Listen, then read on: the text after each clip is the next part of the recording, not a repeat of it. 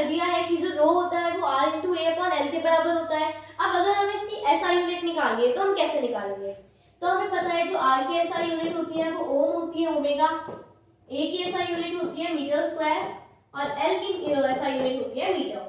सो हम इनकी वैल्यूज में पुट कर देंगे तो r मतलब metre into metre square upon metre, यहाँ 1 मीटर से 1 मीटर कैंसिल आउट हो जाएगा। सो वी गेट रो की एसआई यूनिट क्या होती है? ओम मीटर।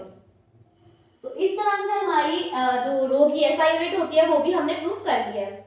अब अगला हमारा आता है जूल्स लॉ ऑफ हीटिंग।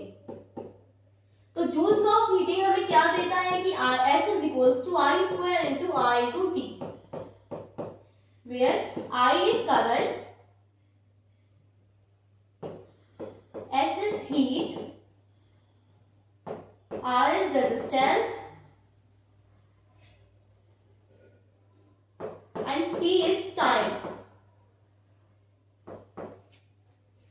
अब इस स्टेटमेंट से हमें एक चीज और मिलती है कि H जो होगा वो directly proportional to I square, H is directly proportional to R and H is directly proportional to time.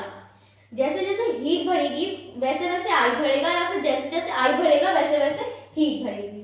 जैसे जैसे रेजिस्टेंस बढ़ेगा, जितनी रो हो रही है वो बढ़ेगी, वैसे वैसे हीट भी बढ़ेगी, और जितना ज्यादा टाइम लेगा उतना ही ज्यादा हीट बढ़ेगी। तो ये 3 स्टेटमेंट से हमारा joules law of heating clear हो जाएगा। अगला हमारा आता है पावर का फॉर्मूला। जो पावर का फॉर्मूला होता है वो एक होता है W/T। मान लो आपके पास यहाँ पे कोई स्टोन रखा है और यहाँ पे ये एक लड़की खड़ी है, और यहाँ पे भी कोई स्टोन रखा है, यहाँ पे भी एक लड़की खड़ी है।